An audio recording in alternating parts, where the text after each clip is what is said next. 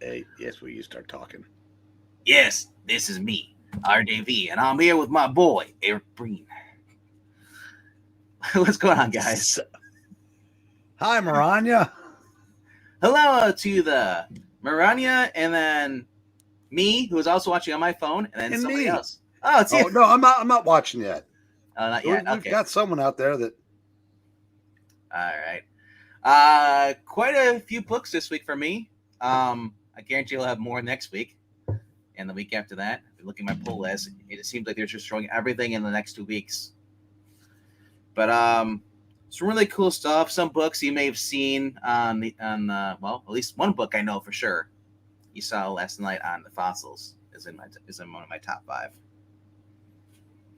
Leo actually got the same cover I did. Oh, Yeah. All right. So let's just jump right into this. Uh, that's right. I gotta get back to my Surfside 6. all right. Hold on. I hear Geek Easy is in the back. Device is not connected.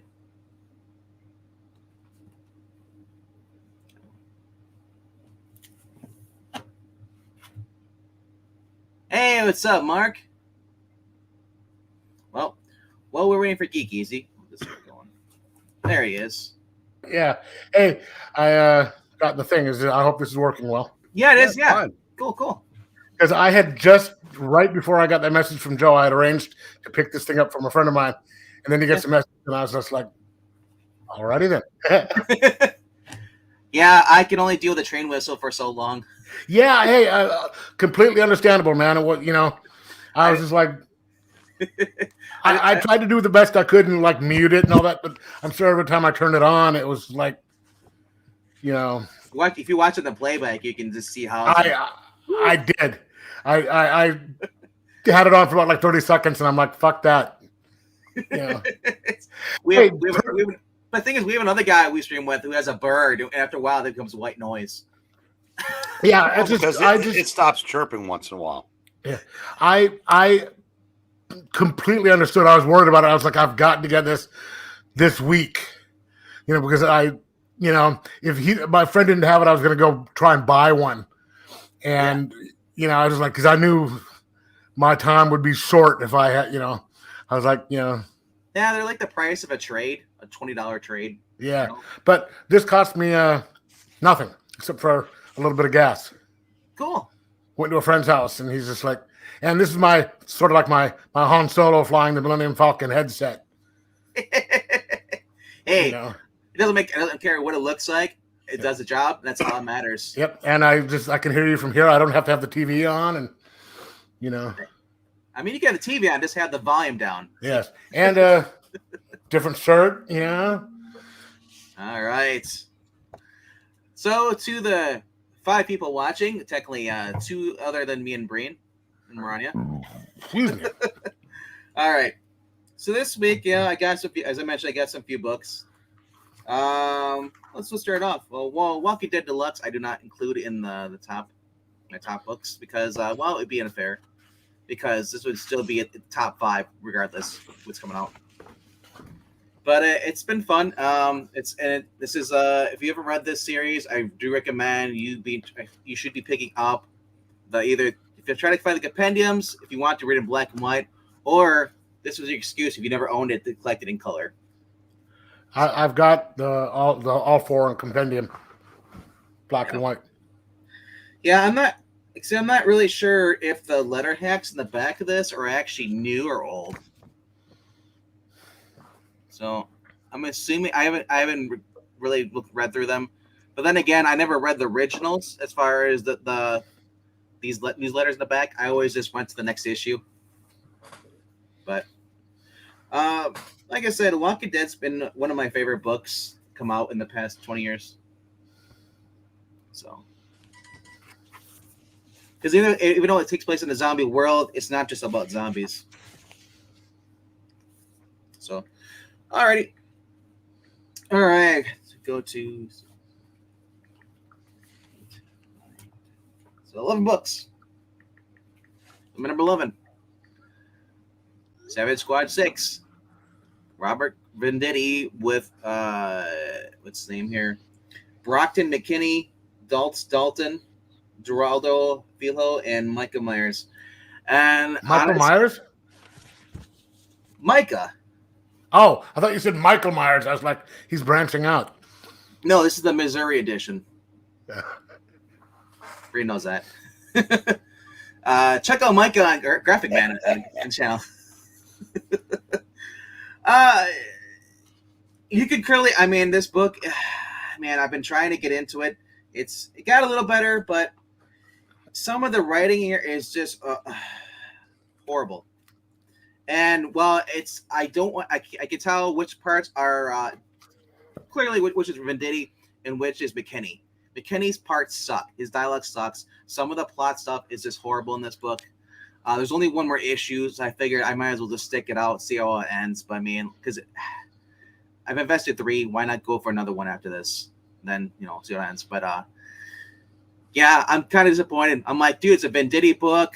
It's got decent art. It's got giant radioactive wolves.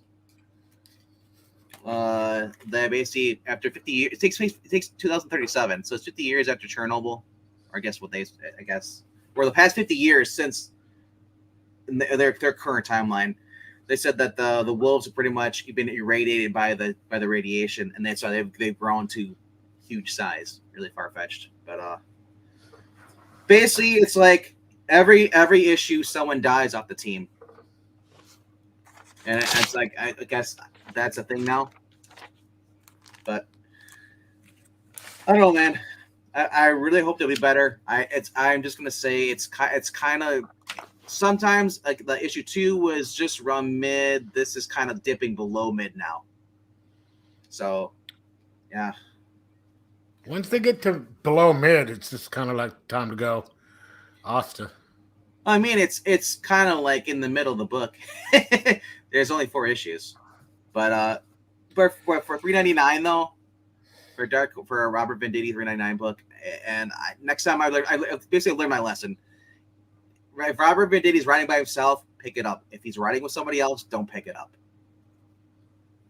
So, it's a not that great a book. I would say if you want to wait for the trade, and wait for the trade goes to half price books, so it's half off. If you want to read it, all right. My number 10 this week. Not that much better. I'm a sucker for the Guardians of the Galaxy. As far as the movie versions, I love Rocket Raccoon and anything pretty much. We get to learn more about what Groot was, how it was. Apparently, the Guardians learned about Groot's homeworld, and it had been ravaged when he went to basically meet the. So real quickly, if you did not read the Groot 4-issue miniseries by Dan Abnett, you probably won't know this, But I mean, if you did, there is a great. Basically, it was Groot's homeworld was all a bunch of trees, sentient trees, and all. And they had the great great grandma trees, like use like the first one. So, and apparently, what happened in this story, the Lansing Kelling is saying, is that they found Groot's homeworld finally, and they went there, and pretty much it was been wiped up and erased. It was meant to be guarded by the Kree as far as the world, be preserved, but something destroyed it. When Groot went down there to talk to the great grand tree, little on, she gave him her power, and then it basically caused him to go out of control. So basically, anything he touched, he's converting it into like a tree-like monster. And the Guardians decide at the very end that they're gonna basically be swallowed up by Groot's, and I guess so. They're hinting at basically the next issue. Oh, look, the Guardians are dead. I'm like, is there going to be a new team? And I'm just done. Don't even hint at anyone on the team. This is why I'm picking up for this. Even if it's a fake out. I don't want to read about Hulkling. I don't want to read about Wiccan. I mean, I don't want any. It's called Guardian of the Galaxy, not just where it becomes anybody can be a Guardian of the Galaxy. Like, remember the Avengers became like, you had the original Avengers, and then they had extended Avengers. I just don't want that for the Guardians, but I mean, it sucks because Guardians of the Galaxy West Coast. I don't want to. I didn't want the East Coast. I didn't. And then for some reason, Mantis has multiverse personalities. She keeps fluctuating in between her multiverse, and then Of course she does. The most stupidest thing I've ever seen. I'm done with this book. It is. I give it a 2. That's the new thing now, is multiverse. And I don't know if that's supposed to be connected to a previous run of Guardians or someone else's story, but for whatever reason now she basically keeps she's like, if you those who watch the Flash and CW, it's like imagine the Wells characters kept changing at a drop of a dime each scene after the panel took it's a different Wells, and it gets to the point where it gets annoying. So all right, so the next book after that, number 9, is Noctera. Decent ending. But we did learn that it's not over. This isn't an actual ending to the series. They are thinking of doing more. But yeah, it was kind of very anticlimactic. And I also was reading up. I mean, currently, Tony S. Daniels' book was put on hold because they wanted to finish this series up. So that's supposed to be coming out this month sometime. But overall, kind of a meh ending. It's, I guess, what our late friend would call it's a typical Snot Snyder ending. You pronounced that way intentionally, did you not? Yes, Snot. Okay. Yes, because it's like I said, it's very anticlimactic now. I mean, the art is good. It is Tony S. Daniels.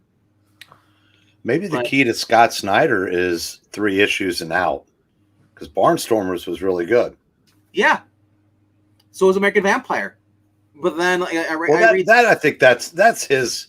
I think that was his first major passion. So I think that's like I think a lot of writers have one really really great story in them. I think American Vampire is Scott Snyder's. Yeah, because you go to what was the other one? His run on Batman with Capullo sucked ending. I hated that too. With the whole sunflower villain, I was like, "What the hell is this shit?" Yeah, Justice League got way out there and whatnot, but hey, we're not here to talk about Scott Snyder. No, we're here to talk about my number 7. Batman One Night presents Generation Joker. This is issue number 5. This is really weird. It's a Black Label book, but it's so freaking small. Why is it a normal size? It's supposed to be a magazine, right? Isn't it the whole thing? No, actually, some of them are oversized, but I think Black Label is more Elseworld, and you can swear and stuff. Well, it's Black Label. It's supposed to be bigger than normal, right? Yes. That's why I was laughing at you. Said, "Why is it so small?" But it was supposed to be also kind of an R-rated thing. Sorry. But Black Label is for the best creators at DC and Kelly Sue DeConnick. Yes. So there's been an ongoing debate as far as who's actually writing this and who's actually how much Scott or not. It's not Scott. It's not. Sean Gordon Murphy is involved. In the inside of the book, he's listed for the story credits.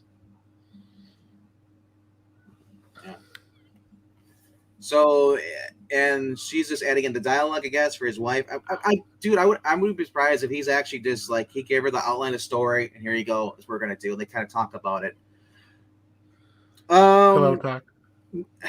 Pillow talk, yes. It's like I said, it is.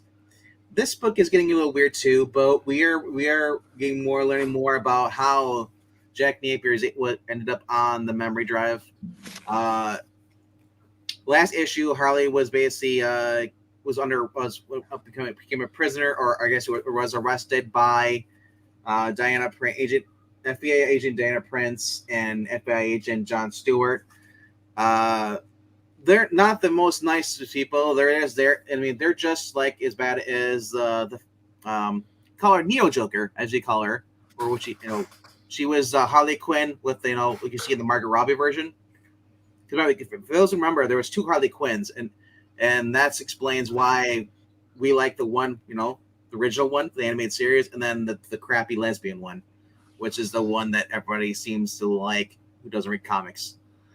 And okay, well, the good So one. what does Rosie O'Donnell have to do with anything?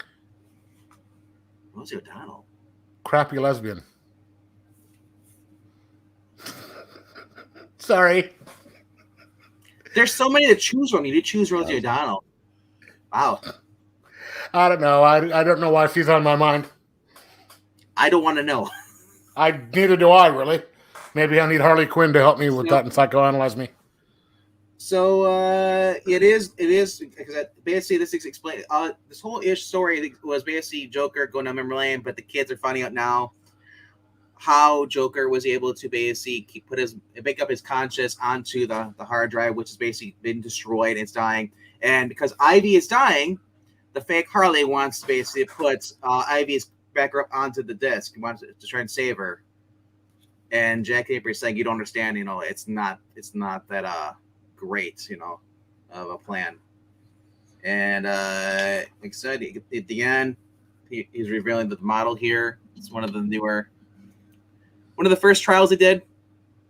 He was working. He originally worked with Mr. Freeze on it, and it's revealed that, well, what's his name still alive? Two-Face. He was the first trial. He's been locked away inside that for all these years. Like I said, it's not the best story. I recommend if you want to, you can skip this. All it's doing is it's getting more time with Harley Quinn, and it's also with her kids, and then Jack. Bruce has very little to do with this, even though he's on the cover.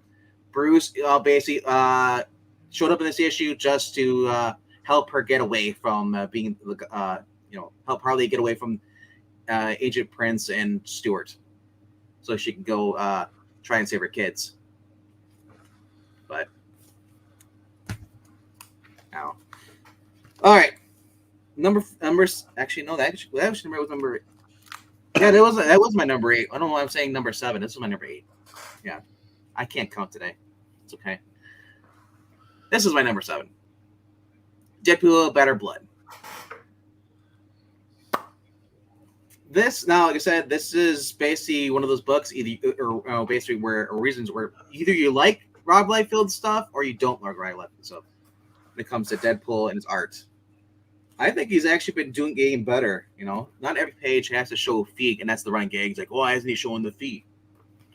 But you get Cable, you get Wolverine, you get Arcade's sister, which is like not really that. At first, it annoyed me, but then I thought about how many other freaking characters have been created. But Cable, like I said, I really love the art here, the storyline. So basically all this is that Arcade's sister, I don't know who she's working for, but she wanted basically to get Deadpool as distract him. And Wolverine interrupted into the fight. It's not the best story, but what really made me happy, because I was kind of bored in the first couple pages, and then we get Spider-Man shows up. And I gotta say, man, I'll take Rob Liefeld's Spider-Man, his version of Spider-Man showing up, helping out everything, than read anything else that's good with Spider-Man's involved in current Marvel. So we're gonna get in the next one team up. We're gonna get a team up. We're gonna have Wolverine, Deadpool, and Spidey.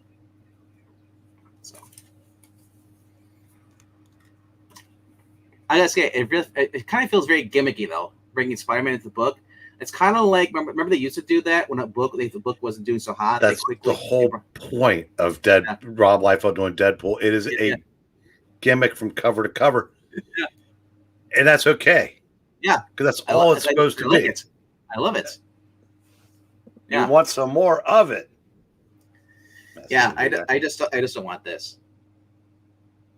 No, I don't know what that is, and I don't need to know what that is. Kelly Thompson, Jeff. Her little Of whatever. of course it is. Yes, yes. It's just what comics needs to take a break from. Oh, never mind. To give I don't us know. tee lol so random. All right, my number 6 this week is Red Sonja at the Frank Show cover. And then because I saw this cover too, I got this one as well. Nice. Yeah. I forgot all about it after I said that the other night. Continuation, basically, many years ago, and Red Sonja was friends with this queen, and this queen had hold of this magical artifact, this black diamond's cursed. And if you basically, the black diamond is what this sorcerer wants, because Red Sonja has it, and what he's doing, he's basically going around possessing people, taking control of them, using them as shields. And basically, if you don't get, Sonja, if you don't give me the diamond, I'm going to start killing people. Walter Giovanni, I love his art. I'm so glad he's back in the book. The story, actually, this is actually one of my favorite Red Sonja books in a while. The past couple of series have just been shitty. I mean, I love the Dan Abnett Camelot one, but it's not Red Sonja. That's just Red Sonja meets Camelot, or goes to Camelot. But, yeah, you can see right here. She hears the voice. It's up, and all of a sudden the guys are gonna if you don't give anything, I'm gonna kill these boys. I have them hold their breath. Red Sonja had gone there to this village to warn them of this army that's approaching. She meets the two witch sisters, basically help her out. But they're the ones that tell you the story about in order to basically the queen, in order for her daughter to be born, she made a deal. She basically sold her soul to the diamond. Yeah, and like I said, I've been just really enjoying this book. For it's simple, straight to the point. It doesn't have to be over the top. But you want to see something what's really sick about these guys? They're launching people, their loved ones, at this castle is like basically defenses. They rounded up their loved ones, put them in catapults, and they're launching at them. Cool. I know, right? So it's like, Red Sonja gets hit. Teach them to start talking back. And there's a sign stabbed into one of them. It says submission or death. Wow, they wrote in English in those days? Yep. Wow. Well, I'm reading their language in English. Yeah. Universal translator. Right. But like I said, I've just been enjoying this. I mean, I'm getting good art, not this cartoony art.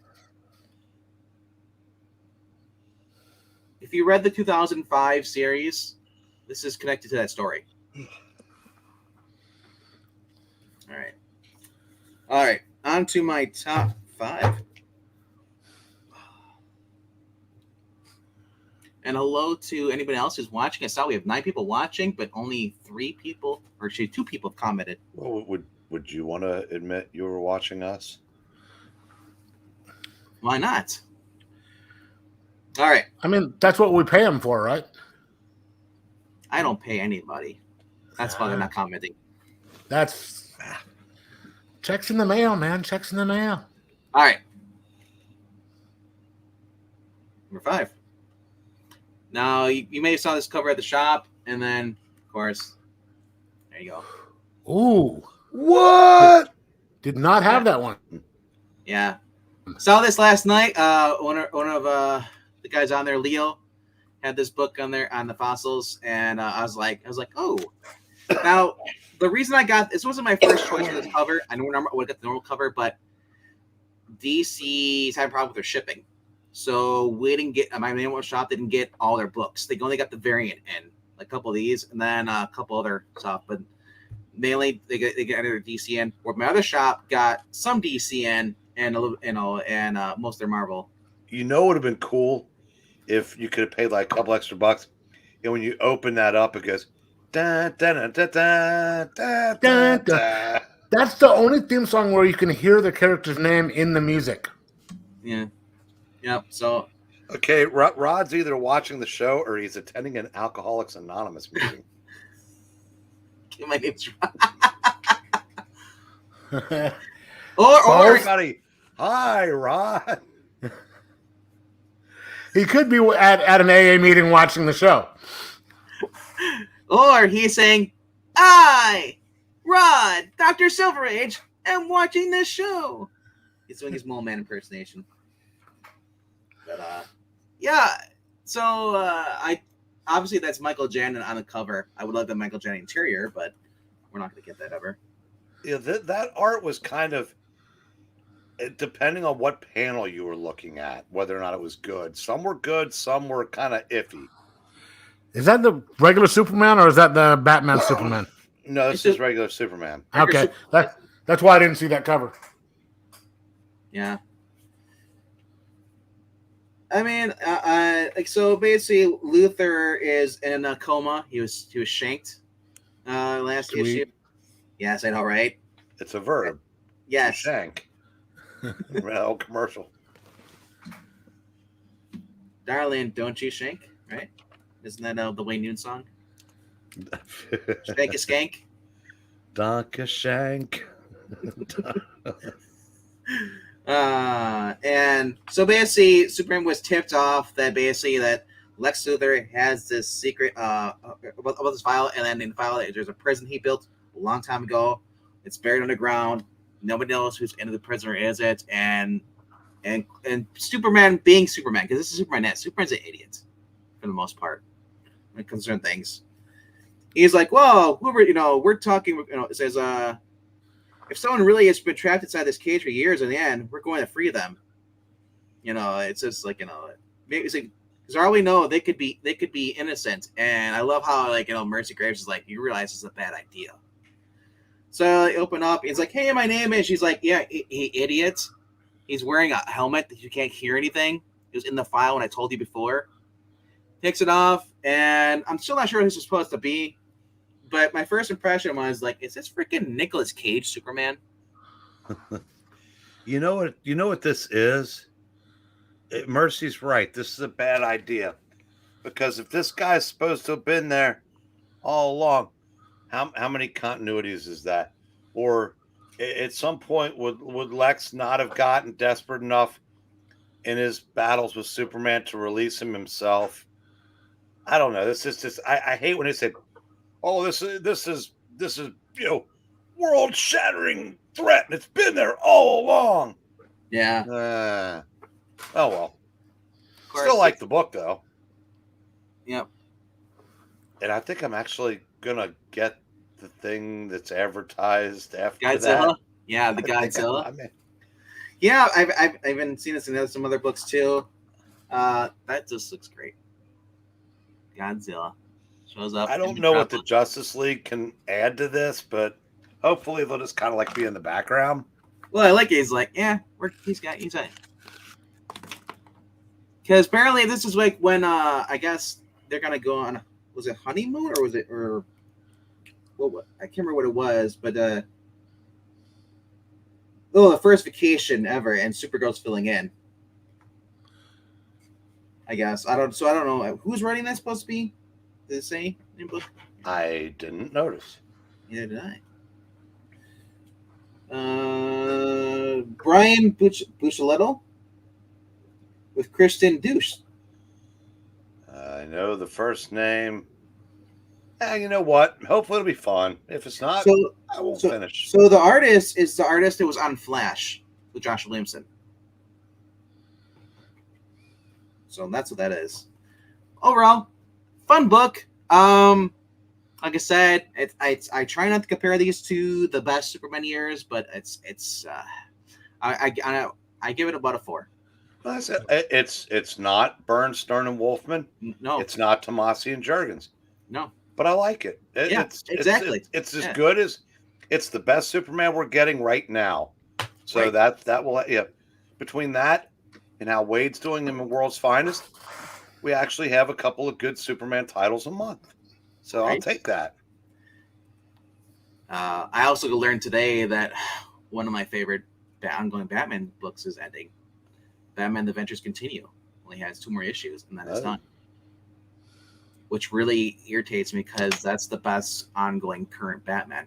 I love Detective, but I love when you can give me the Batman animated series because that has been tainted by all the freaking crappy DC shit. They've been doing. Give them time. Well, no, it's ending, so it won't be.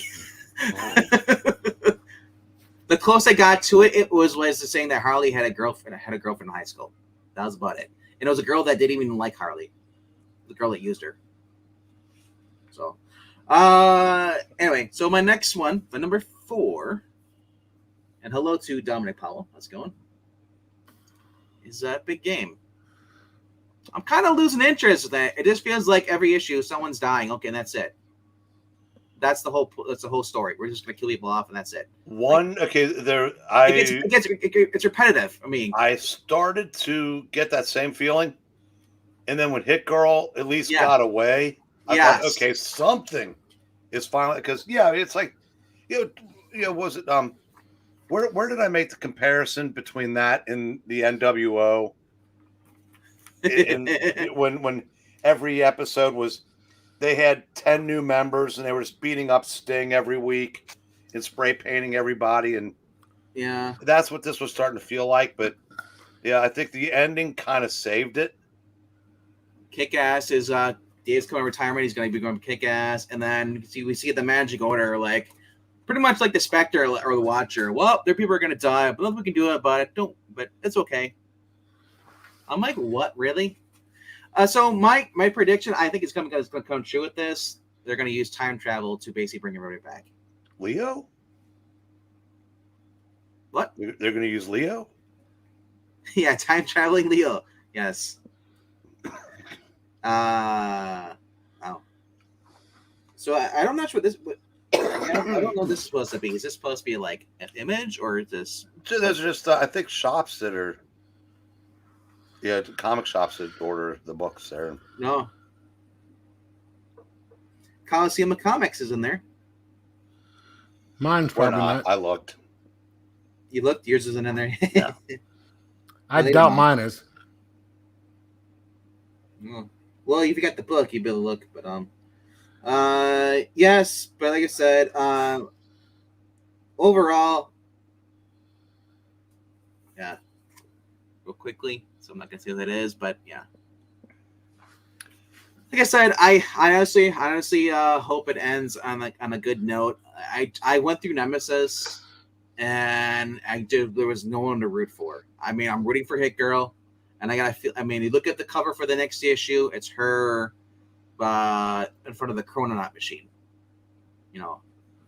or not Chrononaut, but someone else. I reckon it's some guy standing on a throne, so it could be Time Lord. Rod, I will address that while I do my top 5. Yes. All right. My number 3. World's Finest. Good. I said I love a good Riddler story. More Phantom Zone. This is becoming more like the animated series. It feels like a little bit, especially this one. Superman versus one of his basically. Is that a good thing or a bad thing? For me, it is. I like it. So I mean, okay, it's just like I said, when it doesn't feel like I'm getting forced like characters thrown in here that I don't like. It's gonna mean like current action comics. I just don't care for the kids shoehorning kids new characters in. Like they had that one kid in here who was from a different dimension, short lived, and he's gone. I love the fact that there hasn't been any Supergirl in this lately. Obviously, the best thing about this is we get more Alfred. Okay, Alfred in the Phantom Zone. Yes, seriously. Yes, I've been doing this for almost 50 years. I never thought I'd see Alfred in the Phantom Zone. Yeah.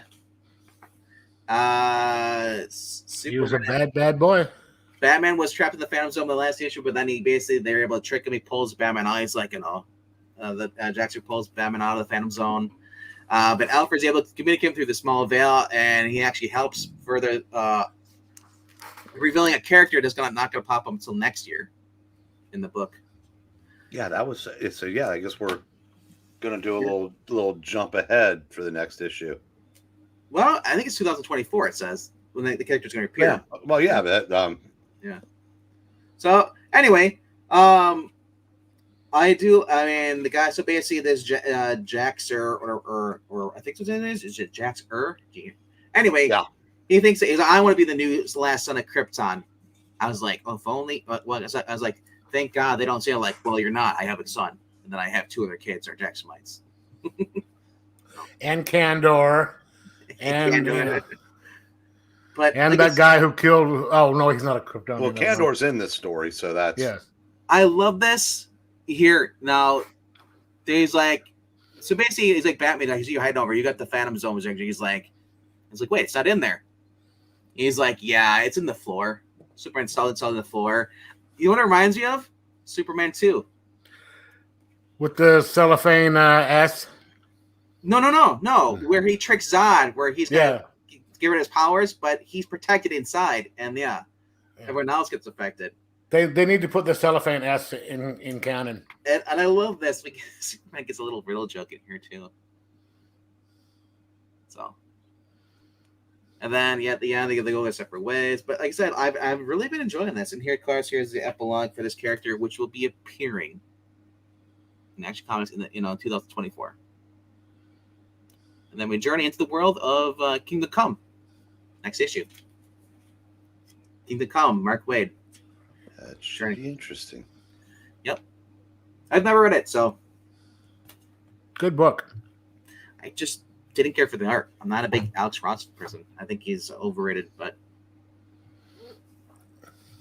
maybe because he's everywhere now these days. He's I think he's this was pre him being everywhere. Yeah. All right. So number 2 is a book that which just shocked me. My friend Jay Leishan, he and I both love this book, and maybe you don't. We'll find out though. Oh no, it wasn't. Predator versus Wolverine, and Benjamin Percy. This is now this is a $7 book. I believe like $7. I can't remember. Either $7 or $8. $8 book. Was actually really fun. As Wolverine says, I've been fighting this guy. I just forgot though because Wolverine fought against him when he was first before he joined the Weapon X program. He fought against a Predator, killed it. But then Weapon X program, he lost his memory. Forgot he fought it. So then another one came down and he fought that one too. So basically he's been going through and just been fighting them one after another. And so now that he's with Team X now, like I said, like it's been great. Like, see, here's the I just love the art here too. Now it is Ken Lashley, but then Greg Land also doing art here as well. You can tell which ones are Greg Land's, but I love. I don't want to see Predator with an O face. Ow, ow, ow, ow. Where it looks like his butthole is in his face. Well, that's not really an O. That's so. What is that? This guy, dude, Jughead, don't worry. Just go online. You can read it for free. You don't have to pay the $8. I paid $8 because I wanted the physical copy. Once I started reading into it, dude. So basically, this guy hires Wolverine back in the old days. He's like, here, because Wolverine was a trapper when he was younger, and he's like, I need you, and he's only had the bone claws.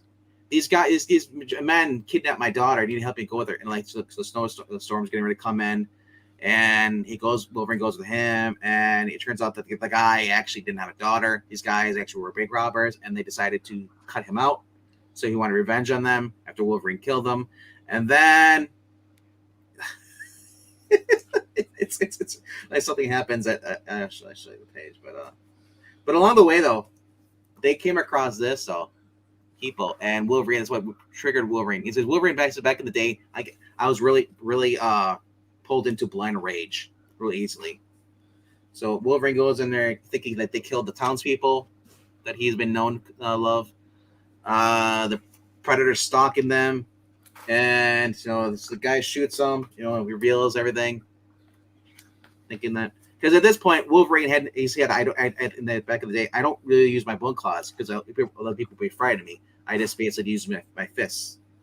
But then the guy was like, I beat your dick, and then he gets head blown off by the Predator. Now, the Predator, I don't know why he's so freaking skinny, like human-like. It's really disturbing me. I kept thinking, oh my gosh, he's going to pull out a Bud Light. That's actually Kid Predator. He's been there all along. We just didn't know it. So, but we get this thermal reading. It's up, and Wolverine goes and cuts his throat. He gets pull off his mask. Wolverine. It's a really fun book, and for being Wolverine versus Predator, it really feels like Wolverine. It really feels like Predator. Like they're actually written in character, as best you can for the things. But anyway, earlier on in the book, Wolverine actually had a cave where he's been holding out because only he's crazy enough to go in there, and that's where this giant grizzly bear sleeps. Wolverine lures freaking Predator to the cave. He gets attacked by the grizzly bear, and he's like, "Okay, see you later, bitch." He's gonna leave, and of course, because it's a predator, he rips the freaking bear's head off and kills it. So then we get to current, where he basically forgot about that because he's in his mind wiped multiple times. He's with T-Max, Sabretooth, Wolverine, Cruel, and Maverick. And then one of the guys goes ahead. He gets classic Predator trap where it pulls you and basically squeezes you to death. And then Undead Quinn has a really good question. Yeah. Why is he looking like Pink Predator? It's probably Greg Land. Who knows? But no, like I said, Wolverine's killed at least 3 different predators in his lifetime. He says that he in his mind wiped so many freaking times when he was with, and then by the time Weapon X came back, it's probably like maybe it's the son looking for his dad that Wolverine killed. I don't know. But at the end, it's revealed that there's an army of predators because he's killed so many that they basically sent a whole bunch to go after Wolverine. So that's the end of Predator 2 then. I never watched Predator 2. I mean, I take it back. I watched part of it, and I got bored with Danny Glover. That movie. It's nothing like the Arnold. You take Arnold out of the equation, it's a bad movie. Sorry. Yeah, but you got Bill Paxton. So, but my number one book of the week is Captain America. As many people have said, this is the best Captain America book we've had in forever. If you want to read about the gay Captain America of the Railroad Ways, you can see him coming in an upcoming book from Marvel. But it's Steve Orlando bringing him back. I'm shocked.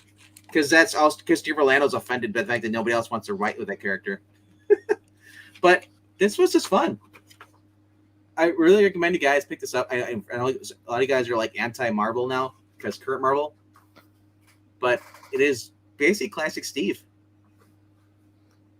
Now I wouldn't say like classic, like Jack Kirby, but basically it just felt really much like Captain America before Ta-Nehisi Coates got his hooks hooked into him. Or Rick Remender, or yeah, I forgot who wrote the one in the early 2000s, or Mark Waid, or it wasn't Steve Epting, was it?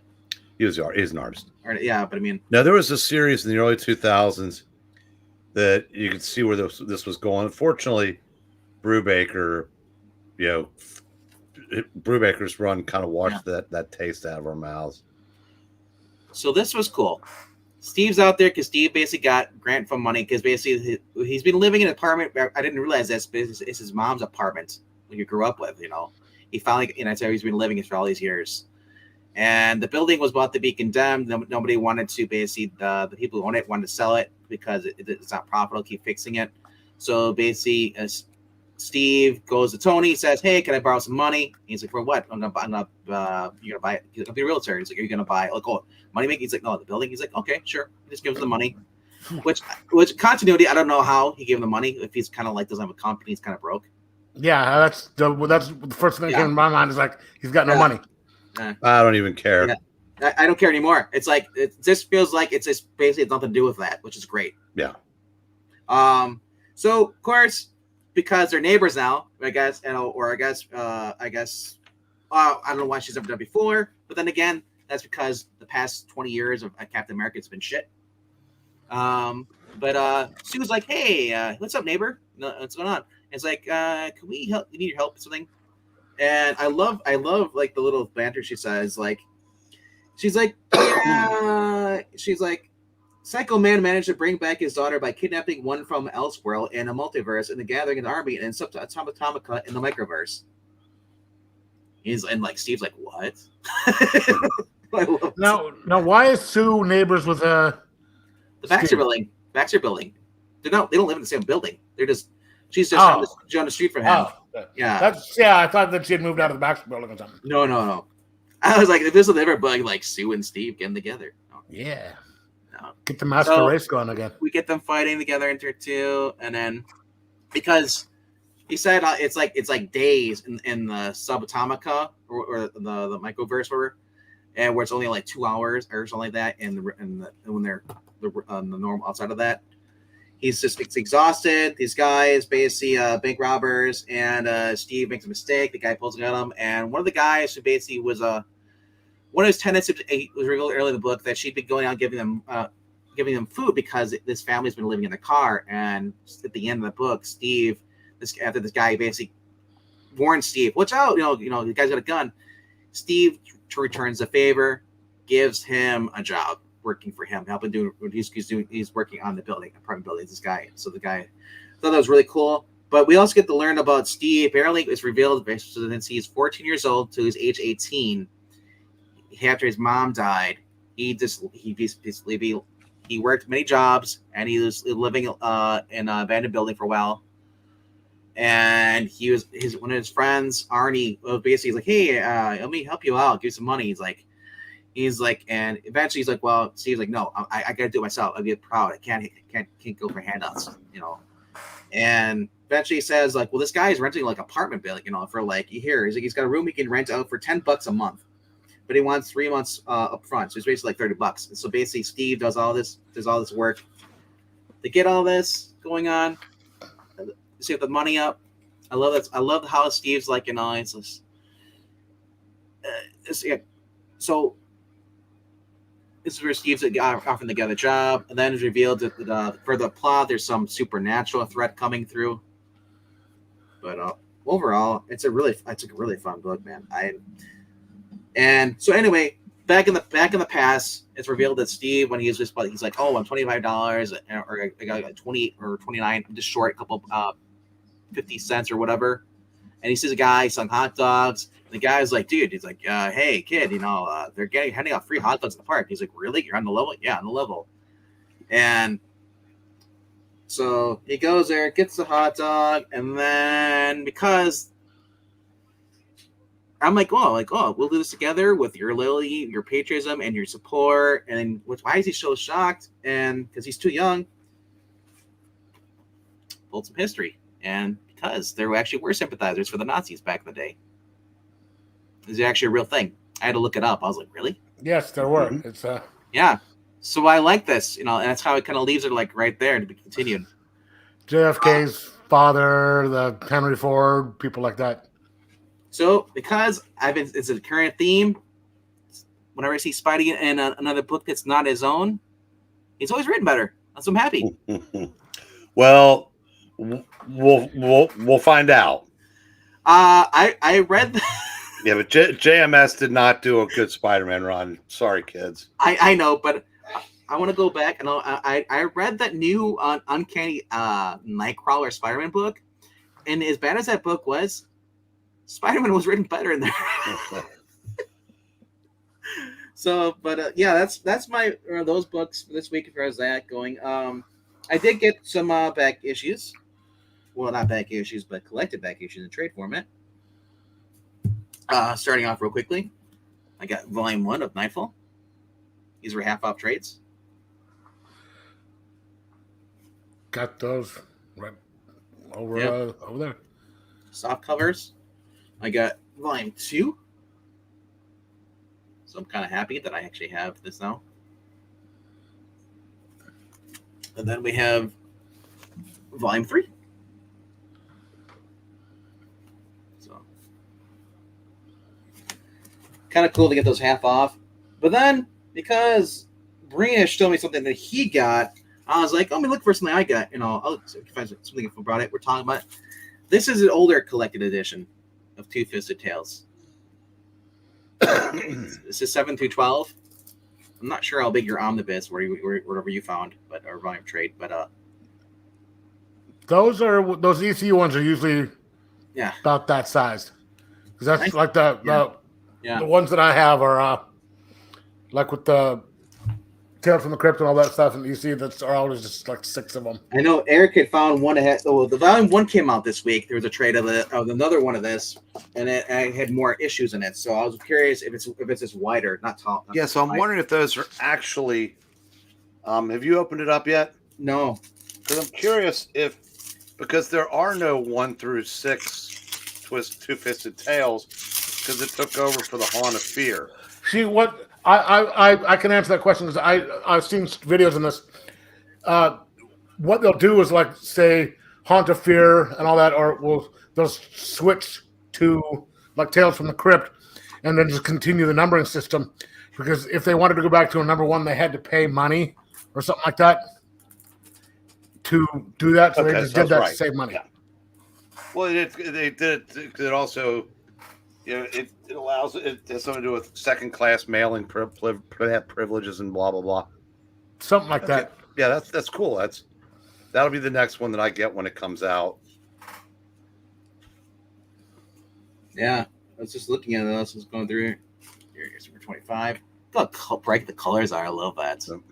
Yeah, I just that's one thing I love about those old like the Tales from the Crypt and Haunt. All that is just aside from the stories, just the how vividly colorful they are and just stuff like that. And if you read stuff from the 60s that Marvel did that are attempting to do the same thing, they just aren't as good and the colors aren't as Yeah.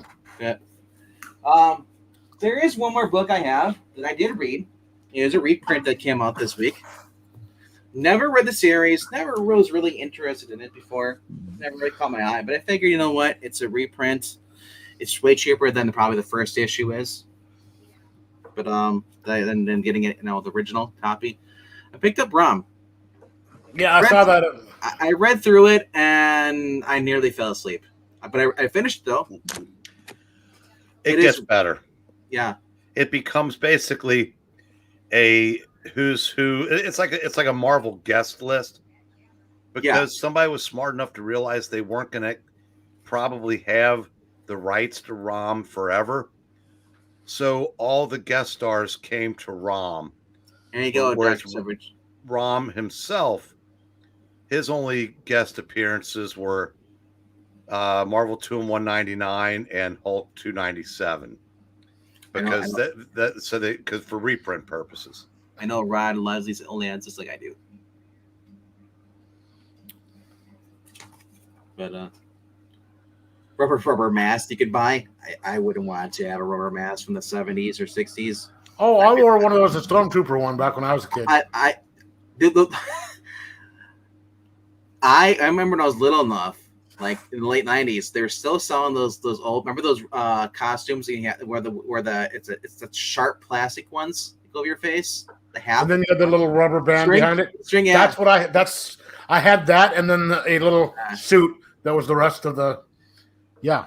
I had the Superman one, and oh man, that just cut into my face. I was like, I had cuts. Imagine wearing one of those things up here in.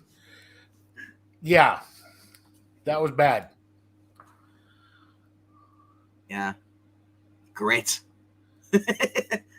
But fortunately, I gotta for ads go. I gotta give it 2 out of 5. There's no Count Dante. Well, Count Dante was dead. Yeah. So which is unbelievable because he was like as great as Chuck Norris, wasn't he? But he was a better drinker. Yeah. The Hostess ad. I love it. I love it.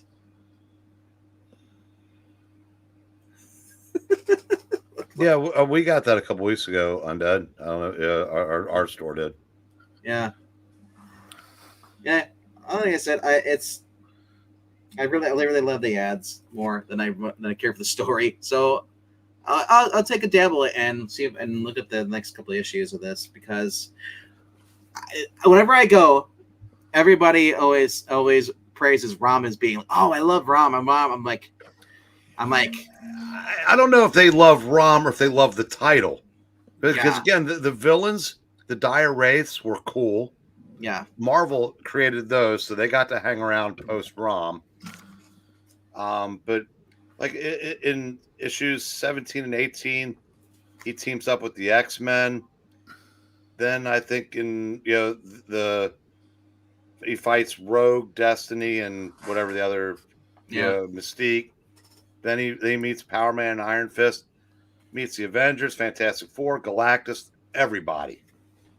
Like I said, it had more guest stars than Dazzler. there you go. The t-shirts and all stuff. Yeah. But like I said, overall, like I said, not the greatest start as the issue, but it's really heavy in the dialogue, but not as bad as reading a Tom King dialogue. Oh, speaking of that, did you hear about how he took over the Woman Wonder? Yeah, that's what I was referring to. Yeah, it's dreadful. I saw a review by your friend who was talking about it, and he was very critical. On Tuesday, I just said it's a great book if you just look at the photos and don't look at anything, look at the writing whatsoever. It's a good book. You know, and Richard, who's a lot more analytical than people give him credit for, just dissected that. Is that Thinking Critical?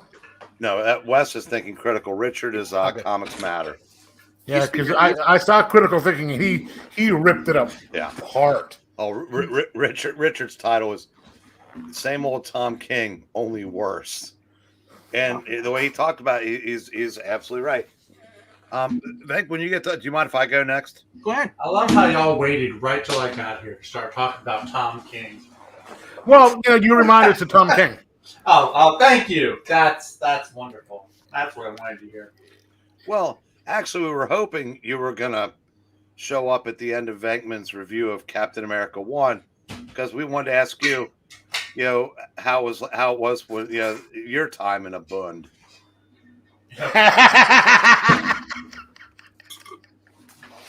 I don't think you got it. Never change, Breen. Never change. I know what he's referring to.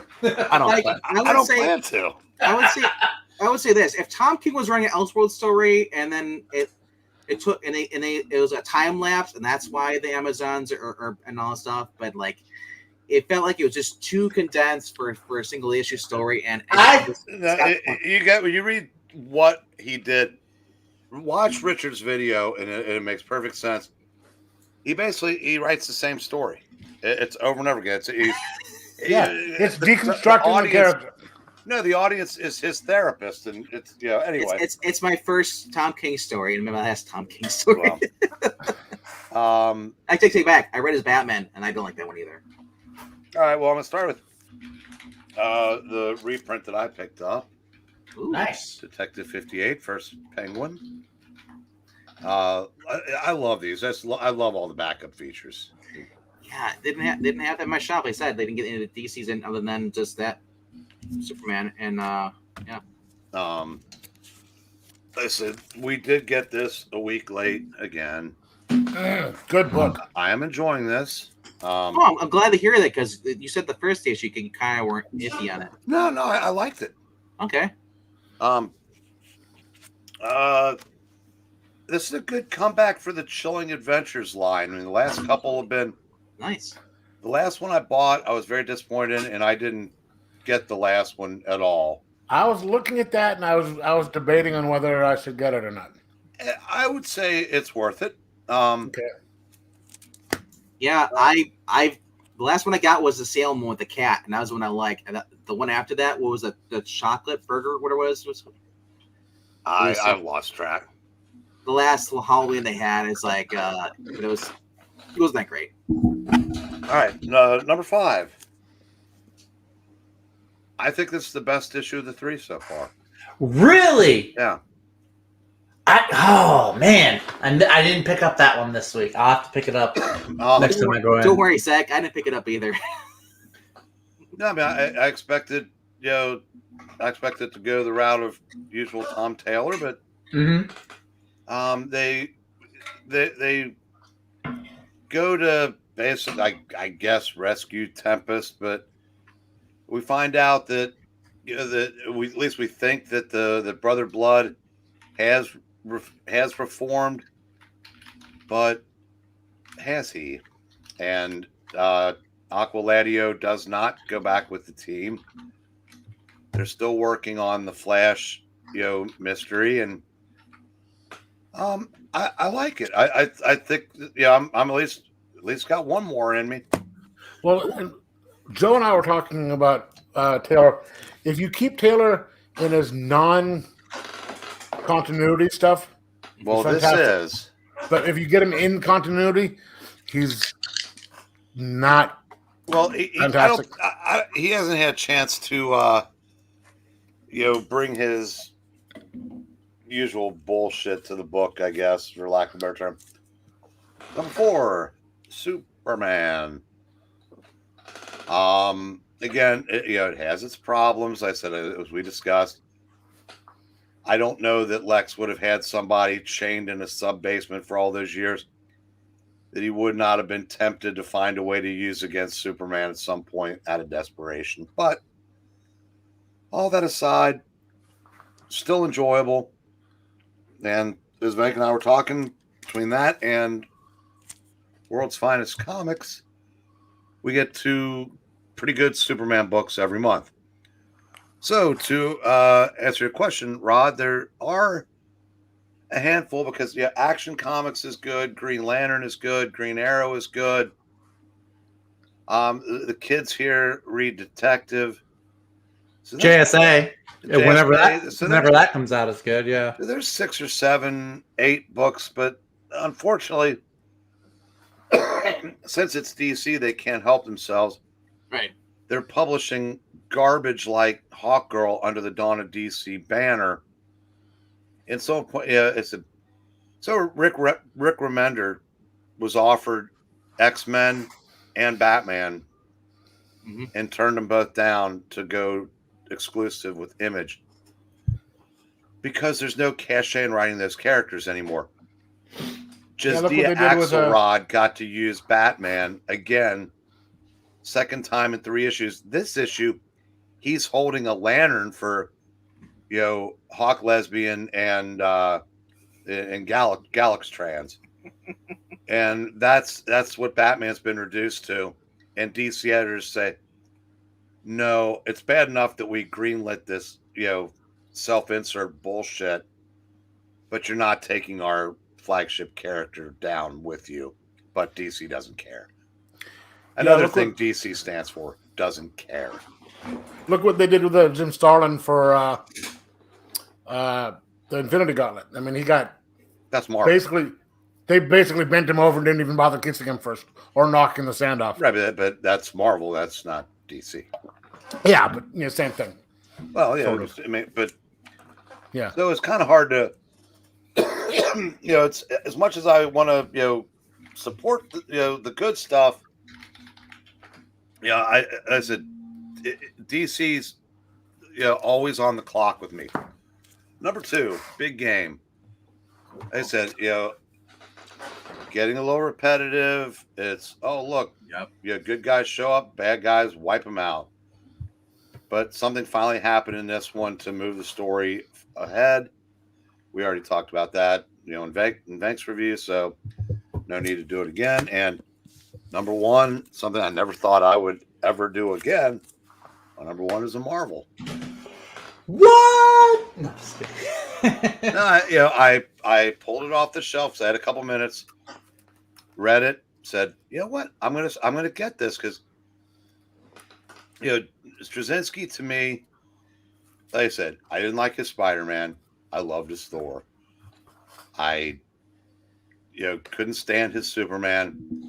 I liked his Fantastic Four. His independent stuff I've liked. Hell, I'm reading The Madness. He's always wanted to do Captain America, and we're not asking that much. Just give us a Captain America that doesn't effing hate America. Write him decently. Give us some kind of play. I mean, the back and forth thing between the present and 1940 or whatever that part of the story is. I hope he doesn't fall too in love with that half of the book, but I kind of suspect he's going to. It's kind of like the Arrow thing. Yeah, that's what it reminded me of. And it was But the thing is, after the third season, that got really old really fast.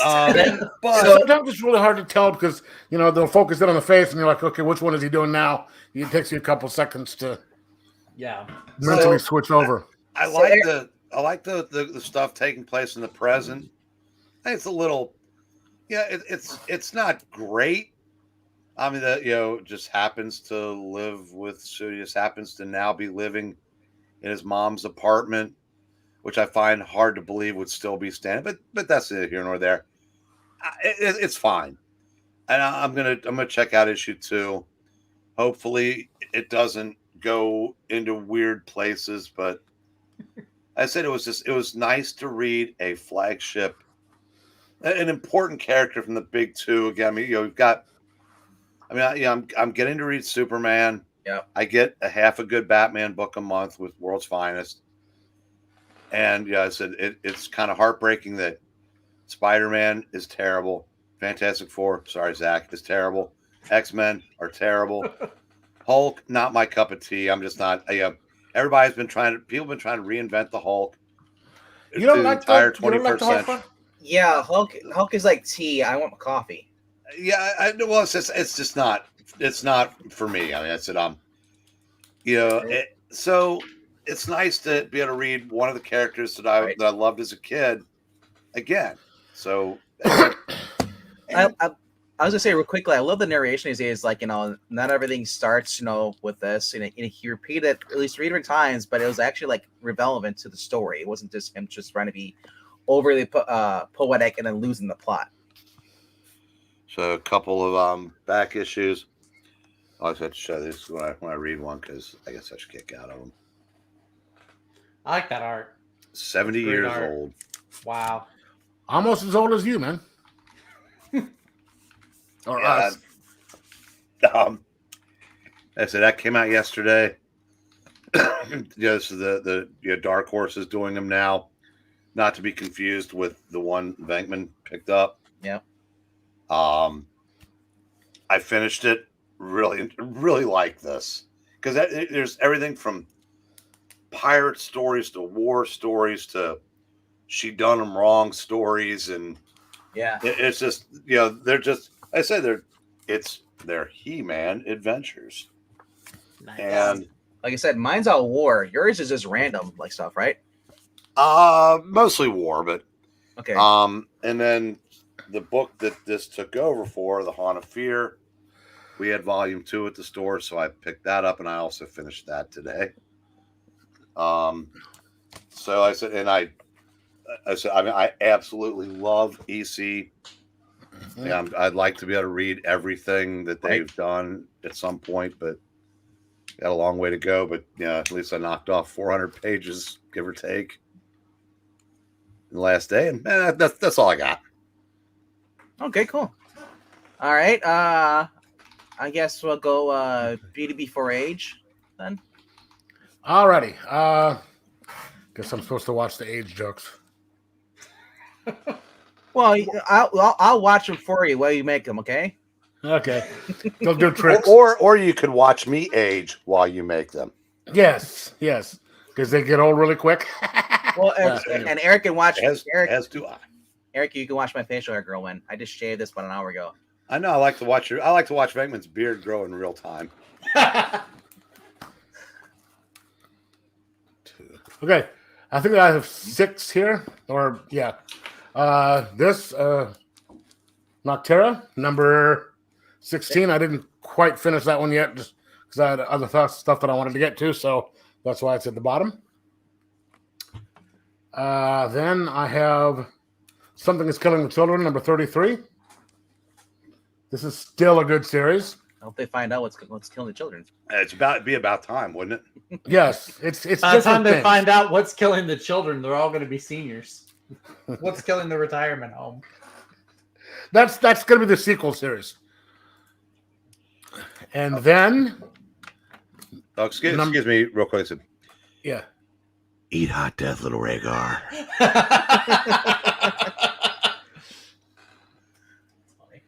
Wow, he's starting in the Jackson Roykirk in the chat. oh wow, jeez. All right, then number 3, I have 2 covers of the same thing. The Look at My Crotch cover of Captain America. Alberto Ramos. I mean, come on, look at them, and it's just like, It's nice. and then what I call squirrel, you know, because it's so shiny and distracting. Ooh. This is Kari Andrews foil cover. And I liked it. It was pretty good. I saw a couple of videos of someone who just absolutely hated it. But Well, of course, because he wasn't saying "I hate America." Well, what YouTubers hated it? oh, I think it was not Critical. Who's the other guy? Oh no, it was either Thinking Critical or who's the guy that does Professor Bill or whatever. Forget one of the two. Yeah, I don't. I'm guessing Wes liked it. If but he's a DC guy. Yeah. Most people are probably gonna say they're hating it. It's probably because there was no gay characters in there. No, that had nothing to do with it, or at least that's Really? not what he said. So who knows? But number 2, and I had to get this with this cover just because. Come on, how could we not? That's what makes me wonder, though. See, Breen, having that variant cover and then seeing the guy in there. Yeah, that's what I was thinking when I saw the. I was waiting to show you this before I said anything. That could be, because I didn't know about that in the other one. Because his eyes do glow red, and apparently he has telekinesis. Yeah. When I saw you guys talking about that, I'm like, hey, there should be this right here. So who knows?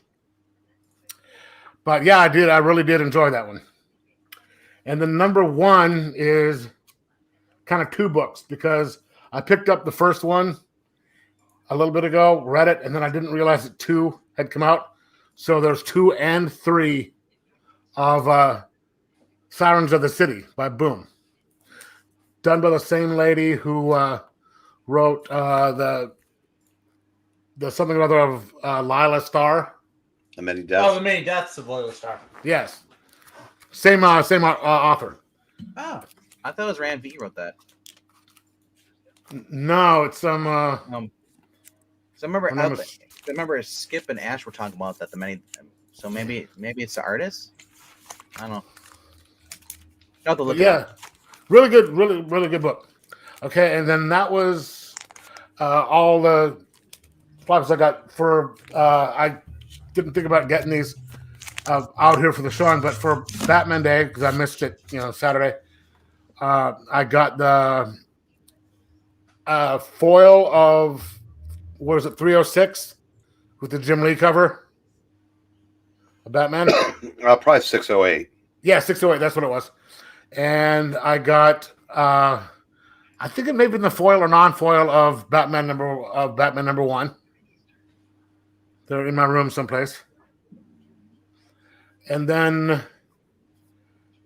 Thursday, I did get this, which is a blue book, the trade paperback. It's by Tinian the Fourth.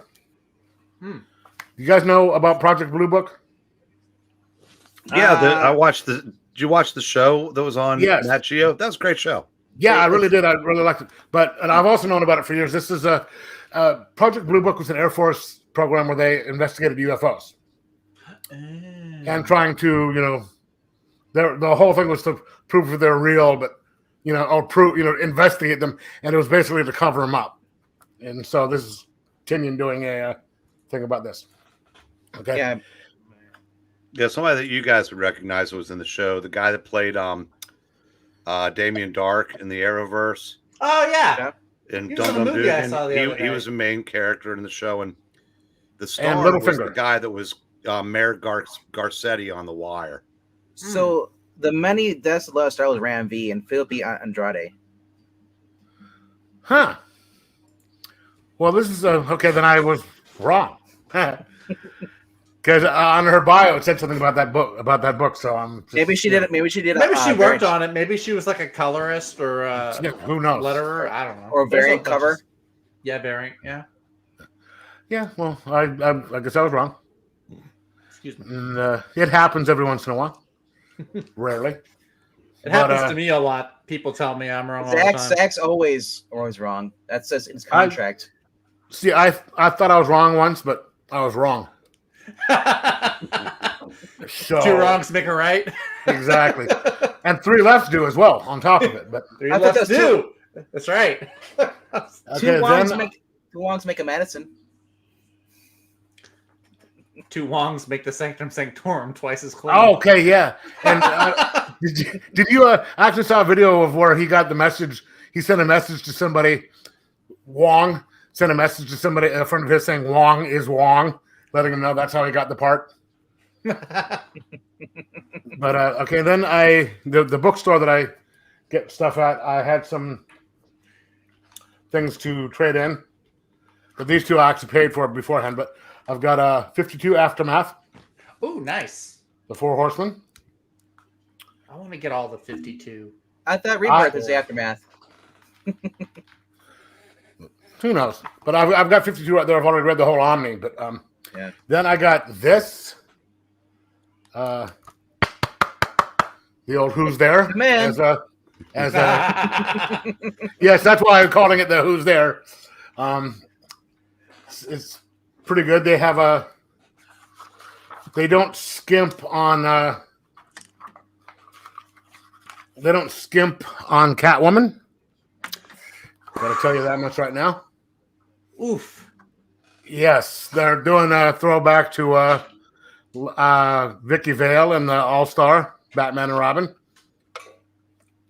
That was the best part of All-Star Batman and Robin. Yeah, exactly. I mean, but oh wait, no, there's 2 other things: the I Am Goddamn Batman, and then the sex with Canary on top of the dead burning bodies. Come on, how did you not like that? Didn't care for those. Yo, that's awesome, man. Okay, then I saw this and I was intrigued, and I've read a little bit of it so far, and it's really good. It's called Stumptown. It's written by Greg Rucka. It is a. How many of the female characters are lesbians? I don't know yet. All of them. So my question is, once they're all gay, is the new thing gonna be to make them straight? Be like, Oh no! This gay girl. The show that was based on the book there that ABC did, the chick that played was it from How I Met Your Mother and was Maria Hill. yeah. She was the main character. Oh yeah. Yeah, she had a girlfriend and a black boyfriend, and the white guy that was in love with her, she friend zoned every episode. Oof. So I mean, it was as PC as it gets, and it also didn't last a year.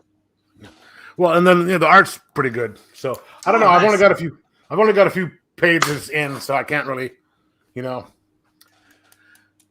Then I got this today because I went and checked the graphic novels. There weren't any graphic novels that I wanted, and I saw this. Nice. Nice little come in. The Dark Knight Manual. And then this comes in the cover.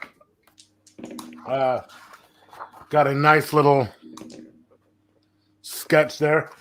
And I mean, it just goes right into it. From, starts out with case file has, That's the Christian Bale one, or just overall? yeah, it's all 3. It's the Nolan trilogy. Does it come with a card that says "I'm a simp for Nolan" officially? No. You can send me one though, if that's what you're implying. No, I just a lot of people love Christopher Nolan movies. That's like we have a friend on the channel who is obsessed with Christopher Nolan. Chris Nolan makes good movies. Yeah, well, hey, I mean, come on. One of my favorite movies is Memento. I mean, I like Mentos.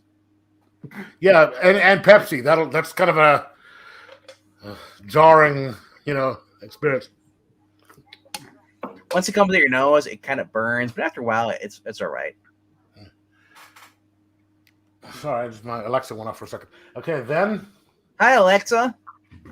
No, don't say that too loud. My mic here. They're spying on me. And then I got this today. Ooh. Because I was trying to look for my copy and I realized I couldn't find it, so I ordered 4K. And then, you know how I told you that I was supposed to have gotten No Man's Land #1, but got that other one instead? Yeah. That one came in. So I unboxed it. It's right behind me here. And then after I got done unboxing that, I was sitting there going, I've got the trades, sort of like the ones you did with the Dark Knight. Yeah. I mean, with Nightfall. I had all 4 of those for No Man's Land. I'm like, okay, I don't want to take them into the bookstore to get, because I won't get any money for it. And Joe's like, I don't have them. So I did that. 4. So I sent him all of those over there, and he ordered Road to No Man's Land, which I don't have. And I just got here yesterday, and so that's sitting up there. So I need to. Nice. So I got those 2 and all this stuff. Dude, honestly, I love hardcovers, but I love the floppy. It reminds me. I fell in love with these kind of books of this when I started getting remember the Essentials, black and white, Marvel did. Yeah, I do not like those. The DC Showcase. I love soft cover like this. But I've got those in my shelf just on the yeah. Look at that. Go. Way better than Rossmo any day. That's Bane never skipped gym day. No, he did not. Rossmo over that. And of course, that could be there could be a couple of movies that have covers like that, but we won't get into that right now. Is it because you don't like Kelly Jones? Yep. I mean, I didn't even notice it until I saw the bottom. Look how freaking there's the horns. I thought that was a cape. Nope. Look, you can find Waldo faster than Bane's head in that picture. He's just happy. That Bane picture right there sort of looks like from the movie Heavy Metal when they're up there for the space pirate. I love how the Scarecrow looks, so that's cool. Now the interior is a different story. I just don't like. I do not like Kelly Jones. I'm multiple times I've said that. Right, dude. Like all those shows, like even Gotham showing Zaz. Zaz is a lot more deadly, or I should say, or much more violent and better looking in the comics than he was in the show. But overall, I don't want to steal your thunder here. You got anything else to show? Nope. All right. Unless you want me to take my shirt off. Let's go to Zach. Zach, I was trying to end the stream for you. Zach, I'm saying this as a friend. Just don't grow the goatee out because only one part grows in. I'm not. I trimmed all of it recently. The top part is just growing in thick by itself. Yeah, this is always the thickest part, though. No, I'm talking about above your lip, bro. You're gonna get a Abraham Lincoln. No, you're gonna get an Abraham Lincoln beard, but that's just right here. Is what he's saying. It's so dark. I think it's because I have like a divot right here above my lip, so it just looks darker. It's you like can't grow another beard. It would disappoint all the Italian grandmothers that you don't have. And they have better mustaches than you, by the way. So I mean, I- like yeah. if those aren't the most pinchable cheeks we've ever seen on. See, I'm thinking that you since Pixel Why do has you a think I grow the beard out? Pixel has a mustache, you should do a mustache. Oh my God! Did you see him last night? Pixel with a He looks mustache like is the the kinda weirdest guy- looking thing. He has He a looks like the mustache. kind of guy that's never shaved his lip, and it's just like 23 years of peach fuzz, and he took an eyeliner pencil to it. So he's got the mustache, but he doesn't have any of this done here. But the bottom goes nothing. up. It's weird. It's like this part Yeah. here. That's it. Nothing here. It's like Yeah, I gotta find a way to see this guy. Madman in a Box. Yeah, the Doctor Who channel. Yeah, They have a Doctor Who channel. he's I the only actually one. missed He's their the stream only one with last night. glasses on there. Oh, you didn't miss anything. I didn't miss anything. No. Okay, I I'll go back wanted- and rewatch I it. wanted to troll them, and they were done within like 30 minutes. Apparently, it was short. I stream. wanted to troll them last. I keep wanting to troll, and the nights where I show up, Jimmy isn't there, and he's the funnest one to troll. So it's like, Well, Jimmy was there, So, and that's why they ended Jimmy, early. is there you? Jimmy, is there you? he might be. He might be their version of me. He might be. Jimmy, you might say I'm the new Jimmy here as far as comics are I concerned. was gonna say, as far as the ratings go, it is kind of you're a Jimmy. You're Yeah, a you're little here, bit. and then you're not here. Well, But- you know, Hey! hey, there's I have- Jimmy had Bendis, Yep. Zach has North. Yep, that's true. Although North isn't quite everywhere like Bendis was. Okay, enough talk about Bendis. I feel like I need to drink something after saying his name. And I have the mute button. What? Okay, so I did not get every book on my pull list this week. I got 6. I did not get Titans number 3. I didn't pick up Noctera either. I was trying to budget myself this week. They'll be there when I go back over the Because that weekend. Captain America book was so expensive. No, actually, it wasn't. The variant that I got was the same price as the cover A, which is why I got the variant. That's all mine were cover price too as well. If you have a Benjamin Percy book in one of your books, then I'll forgive you, but you probably don't because you're not cool. I don't pick up Benjamin Percy, but I do pick up Ram V, who's cooler than Benjamin Percy. The fact, I mean, this is the bottom of the list, but that does not mean it's bad. This is still a really good book. I still really am liking it. Ram V is doing this thing where he goes behind each of the characters of the Vigil and he finds a way to tie their origin into what's going on with the present day mission that they're on. So this one was focused. They have this child genius on the team who kind of he's like the guy in the chair kind of. So he's kind of like this really sad, tortured-ish kind of a kid character, but he's kind of cool though. And then it talks about how the team was formed and how their founder, started out being this real genius scientist working on a World War II project. Really cool. I'm still liking this. This is probably, I might be even liking this setup more than his Detective Comics. And I do like his Detective Comics story. But yeah. It's probably faster paced than his Detective Comics. Well, I haven't read Detective Comics in But 2 months either because of Night Got Terrors. this book. This was Nah. awesome. If you are a fan of Wolverine and Predator, It's a cash grab. Disney bought Predator, so they're like, hey, let's make a Predator comic. Everybody wants to see Predator and Wolverine. and You know, And that- you know what a better Wolverine versus Predator comic would be? Wolverine versus Jared. Same thing, but with a All right. subway ad in Brain's the forgetting background. Yeah. All right. Eat Next fresh. up, here's the not that Jared. No. This they is can fight on a subway. so I got the It's like and it has the health bars above. It's like the Mortal Kombat. Why does Cap have a Woody? it's going along with the whole look it's at my box cover. spandex. It's spandex. What do you want 'Cause- from them? You know why? Because patriarchy makes them hard. Okay, Creepy. my turn. I got the Olivier Capel variant, which was Quit does it zooming even in say? on that. You keep I'm pushing. zooming in on the price. It was cover price. It was $6.99. Hey guys. Camera will pick it up. $5.99, not $6. Excuse me. Yeah. So like I was saying earlier, I saw somebody last night did a really disingenuous review of it, I don't know if y'all guys talked about the whole story or not, so I'm just gonna like hit the highlights. Somebody was complaining like Captain America buys an apartment building, and they were comparing it to how Daredevil made Tony Stark buy an apartment. And I was like, that's not really how it works here. Captain America takes out a loan that he will eventually have to pay back. He doesn't like tell Tony, buy this building because you're rich. Who did that video that you're talking about?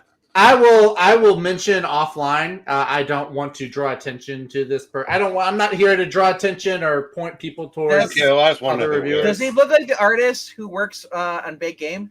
They're not an artist. They're not an artist. I will say that. But anyway, reading through this, I did really like it. I like the flashbacks going back. I like that he's exploring this time between when Steve was like 14 and then when he enlisted in the army at 18. I kind of like that's an area of his life that we don't really know anything about. So it's like he found like this area that he can like put a spotlight on. I did like his the modern stuff too, like him when he goes off to help the Fantastic Four. And then he comes back, but it's like 2 days later in real time because it was in an alternate universe. And so he passes out on the grass. That was kind of funny. But yeah, overall, I really enjoyed it. And even at the end, Breen made a joke about when he goes to Central Park and he's like, there's like the Nazi sympathizers holding a rally. Like that stuff did actually kind of happen. And there were Nazi sympathizers in the United States at the time. But also I did also really like seeing like 14-year-old Steve Rogers like get his hustle on to pay the bills. Like you see all the different jobs that he's working. How many Twitter dweebs are upset about that last page? What do you mean? The Nazi flags and the Captain America book. Go look at any documentary about the United States in the 1930s or 40s. I mean, not really unusual. They like to, I mean, one side of the DC doesn't want you to know because they were the ones that sympathized with the Nazi party. But anyway, moving along, we got World's Finest number 19. This is just a solid staple of my pull list anytime it comes out. Not as much Riddler in here. I guess the first issue of this was more Riddler focused. But I did like this whole how Batman and Superman first met. Of course, how they outsmart Riddler is cool. I did like the joke where Superman pins Riddler and like traps him. He's like, "What can read a book without finishing a sentence?" It's like a prisoner. Nobody laughs at my. It was very Superman. It was Wade captures the essence of Superman and Batman very, very well.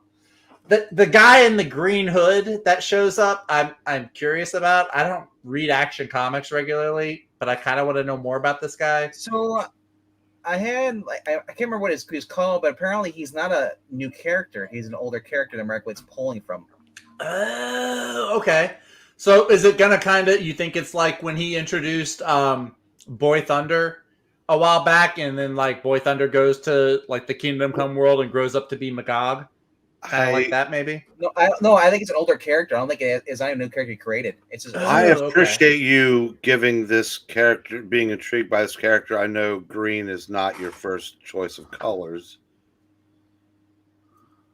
Why would green not be my first choice of colors? For hoods. I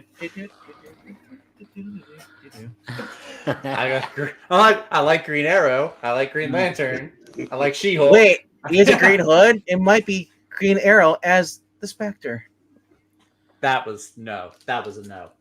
All right, moving along here. Top 3 books. This one's unusual. I got Guardians of the Galaxy. How unusual is it? Number 6. If this is the last issue I pick up, I think this is a good issue to leave off on. I'm not sure where it's going to go from here.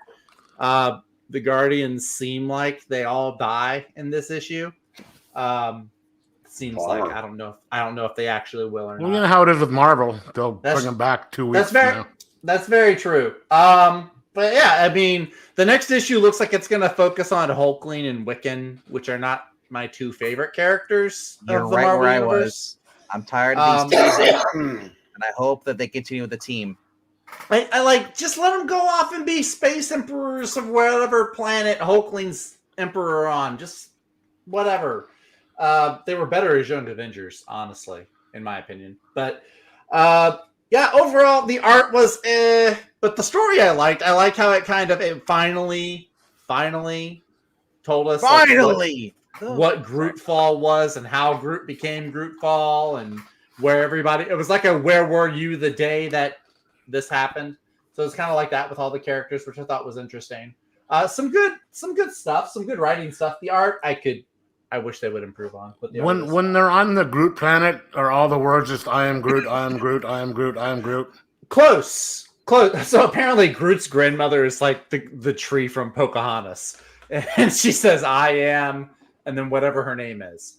But then Groot gets infected and basically just says "I am Groot," although it means something else. Rocket's able to read the Groot series, and then she appears in there with Dan and the Groot. Oh, is she in that one too? Yeah, okay.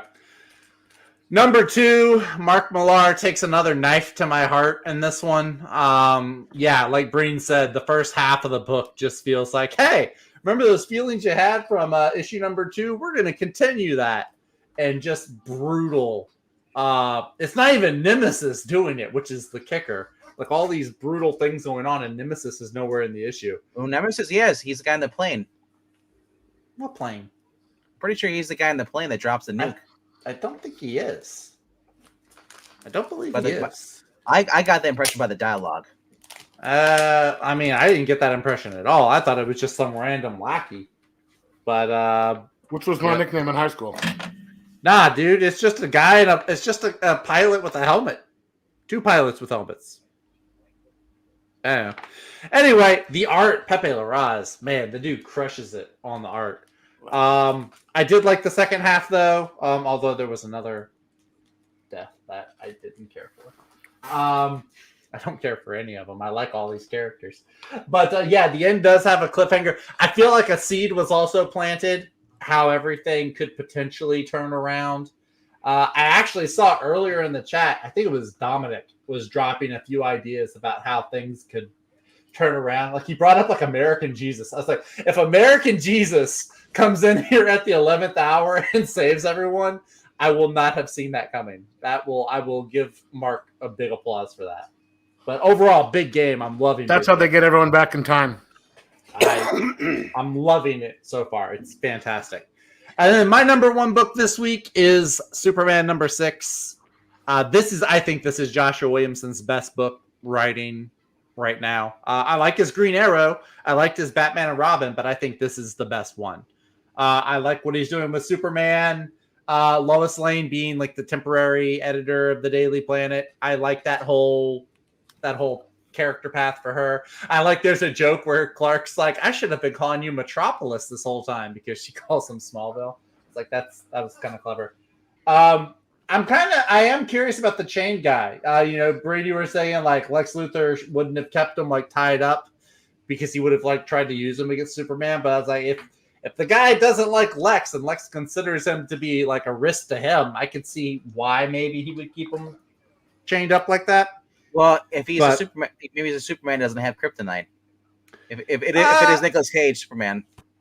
You think the chained guy is Nicolas Cage Superman? Did you see the variant? Is Nicolas Cage Superman? That was for World's Finest. Yeah. That wasn't for this. Oh, wasn't sure? I thought, that was for World's Finest. Okay. World's Finest. Well, either way, when I first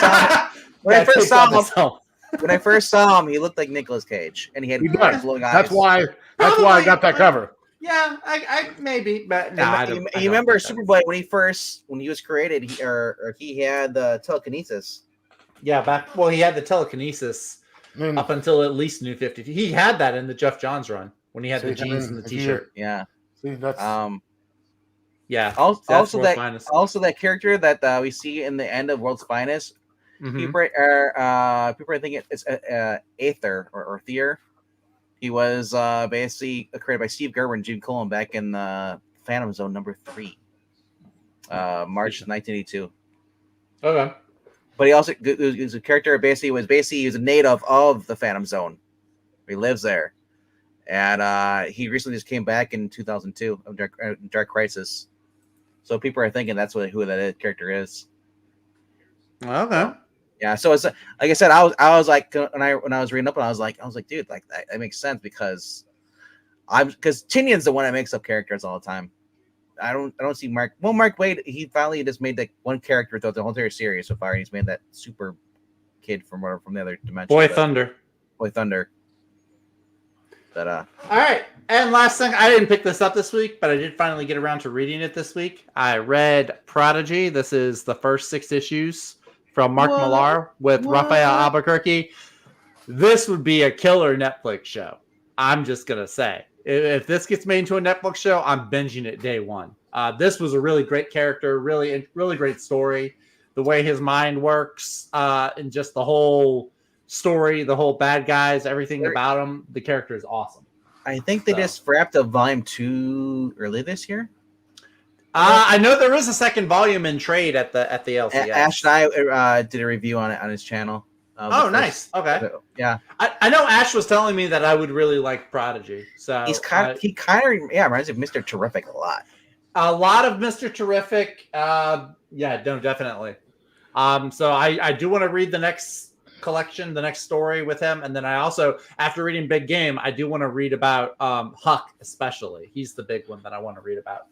So no, speaking of Image, what do you call it? Vanished trade number 2 was supposed to be out this week, but it wasn't. So I guess it's next week.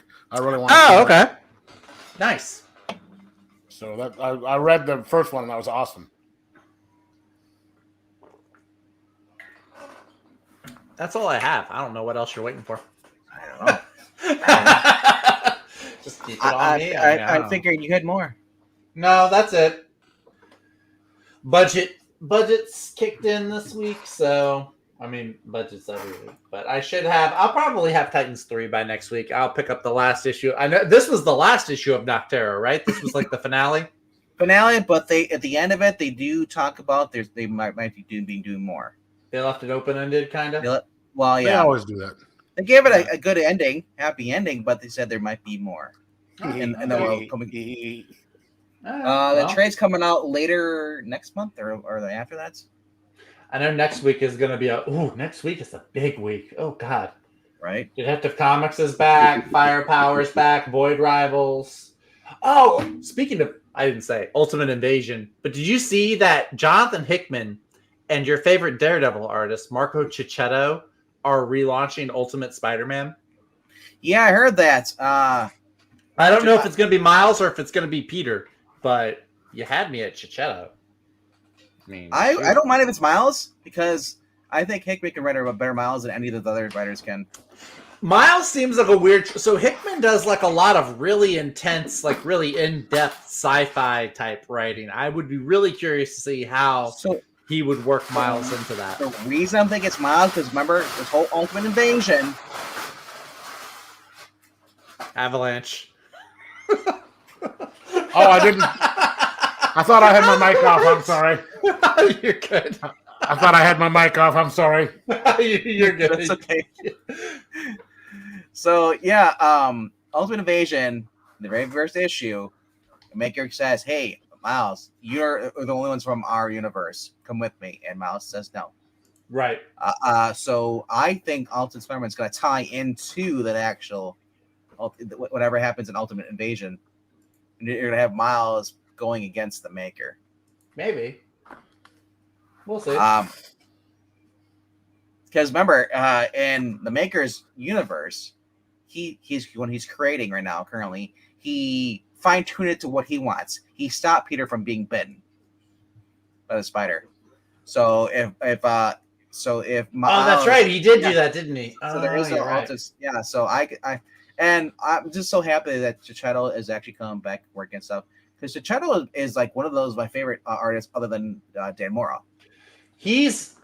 Like what else is that guy on any other books right now? Because I feel like after Daredevil, I don't see him anywhere else. I haven't seen him since Daredevil. I thought he was doing covers for other books, but I mean, other than that, he wasn't doing anything as far as interior stuff. Why'd they start Daredevil #1 all over again? Because it's Marvel. That's what they do. A new writing team, and also because that's what they do now. The more #1s you do it, the more word variants you have, the more people are going to be. Oh, it's a new run. Collect it, It's where manga is just like, okay, we'll just keep going, back in the like I said, they've been doing that since what I want to say 2012. That's when they started doing Oh, wait, that I shit. think I may have already got that one last week. I don't know. Probably. Because when did Daredevil end? Daredevil and Spider-Man, and when the first The the second- Zdarsky Daredevil? no, when did the second volume of these titles? Thor, Spider-Man, because Spider-Man technically ended it on One More Day and then started over in 2007. I don't know about Fantastic Four though. When that finally kicked the bucket and decided, we're gonna do a start over number ones. You mean like after Secret Wars? Yeah, Because Fantastic Four ended right around the time Secret Wars did. So that would have been Hickman, I think, would have left the series. So that might have been like James Robinson might have been the last one. No, you mean And the then- second Secret Wars, not the 80s one. I mean the Jonathan Hickman Secret Wars. Okay. Yeah. The one where there's like Battle World and Emperor Doom. Because then the Fantastic Four, they didn't come back from that right away because they were trying to stick it to Fox. So yeah. Yeah. So like I said, like it just seems like nowadays now instead of having a new running team, even in the current look at Zdarsky. That's the first I've seen at least where they have the same creative team coming back and a new number one and the same ongoing freaking story. Just keep it at the. Won't they do that with like Captain Marvel a lot? Yeah. They do that with all- Marvel does it with all of their books. There's 4 volumes of Captain Marvel that are all It's all the same team. They just go back to number one because they think the general public is too dumb to not be attracted to pick up a book that doesn't have a number one in front of it. right. Cheeto. Sorry, Cheeto. Marco Cheeto. As coined by Evil Black Cat, who's not here with us today. Or tonight, I should say. All right, so I think we've gone on for a little longer. I mean, I love the fact we have 15 people watching, 13 on YouTube and 2 on Twitter. So hello to my Twitter peeps or watching. on Twitch? Are we Yeah. on Twitter? Sorry, Twitch. Sorry, Twitch. I was Yeah. about to And say, no are we on feedback. Twitter now? I'm about to say, yeah, you got your computer fixed, I guess. No, I've actually got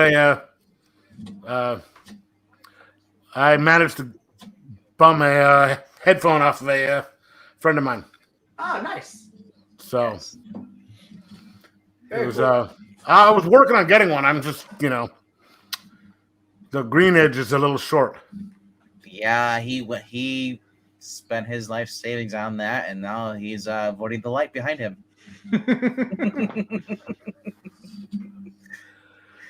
You're such a bright Well, personality. I did put my life at risk today because the guy that I went and picked this up actually had COVID. Oh, shoot. He's self-quarantining for COVID, and I walked and knocked on the door, and we were about like a foot away from each other, and I'm like, Is he like a little the what are the dock tarps? When you go to a loading dock, they have the plastic tarp that hang there. No, because I was sitting there going, "Do you want to just leave it on the porch?" Look, I'm the one that's contagious, not you. I'm like, okay. So I just knocked the door and was standing there. I didn't care. So he has a cold. Yeah, basically. I mean, he works at home anyway, so it's not like he had to skip work or anything like that. I'm just like, dude, I wasn't too worried about it. I just, I know he's one of those. Knock on the door, he's just croaked, and it's like, all right, just grabbing the headset. And leave. I expect people to do that to me. To do that with me, if someone comes over to my house to pick up something and I happen to die before they get there, it's required that you just pick your shit up and leave me there. I mean, them's the rules, man. You pick up your stuff, you clear my browser history, and then you get the hell out. That's just them's the rules. Just steal the computer. You don't have to worry about deleting the history. Yes. No, it's some guys just really like penguins Yes, they do. and goats Penguins and goats together. at the same time. Yes. And then, Colin Farrell in there with it because there is, penguins. Rumor has it that Zach likes Miracle Whip and goats. I hate Miracle Whip. That stuff is nasty. But he didn't say that he didn't hate goats. I'm indifferent on goats. We don't have goats around here. I'd probably eat goat if I was served it. I mean, I don't care if it's goat cheese. Zach don't get. What? We were making. We would never mind. Well, We're making. I'm sure somebody will explain it to you a little bit later. I'm sure somebody will. Yeah. It's like those farmers who just love sheep. You know, like the old Scottish thing. Yeah, Gets lonely. gets lonely at night. That's They need to stay warm. disgusting. I know where you're going with that. That's gross. It took him long enough. His American whip because it's not white enough. See, the whole thing was I was saying that about myself first. So, you know, I was saying that I like penguins and goats and sheep, you know. But, yeah. We just said you was just goats. Merrick and goats. And he's like, I don't like Merrick whips. Like, he just likes the goats. Miracle. It's just I don't even know why I Googled it. It's just gross to look at. Miracle Whip is best when you mix it when you're making like a tuna fish salad. I hate tuna fish too. So there's and he hates Michelle Pfeiffer too. I do. Miracle Whip, tuna fish, Michelle Pfeiffer. There's other things. Is there any way to turn his camera off right now? Cool. I like apples, ironically. Cool Whip. You don't like Cool Whip? I don't like it on everything, but I like it on pie. Whip. Yes, I know what you're doing there, Family Guy. Say cool. Say whip. Cool Whip. I don't hate Luke Cage, Rhaegar. That is not true. That is exactly. He doesn't like as long as Iron Fist is there in the book. I like Luke Cage fine. I like him as part of a team. Unless he tries to move into his neighborhood. If Luke Cage moved into my neighborhood, man, nobody's breaking into my neighborhood because I got Luke Cage in my Except neighborhood. him. Luke Cage's not going to break in though. He's a good guy. He just open the door. Yeah, but you know the whole gentrification would be out the window. I mean, I like Luke Cage, still waiting on that Luke Cage series at Marvel. It's been going on years. Where was his 60th anniversary issue? And is Danny still not the Iron Fist? Danny, what is Danny even doing? Last time that I saw series, him, was it like 2 years ago? They had the new Iron Fist series, and then it's gone. He passed the Iron Fist. He passed it off to Black Panther's bodyguard, and then there was the other Iron Fist series that I think it was Alyssa Wong wrote, where one of those new Asian heroes that I think it was like the new Agents of Atlas. Yeah, the guy I think it was Swordsman became Iron Fist, and so Danny was kind of like mentoring him, but I don't think he got his Iron Fist powers back. I think he's just like, I think what you're gonna find out is Danny's gonna come back as Iron Fist, and they're gonna completely ignore that series. It's been like 2 years. In a perfect world, yes. No, I still like his name as the Punisher. Frank Castle? Or the new guy? There's that new guy. No, the actor. John Bernthal. Yes, they're keeping him. Yeah, they're keeping him. Yeah. If they got rid of him, fans would riot. As long as he's able to do what Thomas Jane did in Laundry, Punisher Laundry Day. I think so. Yeah. He just curb stomps the dude, and you see it, and then the girls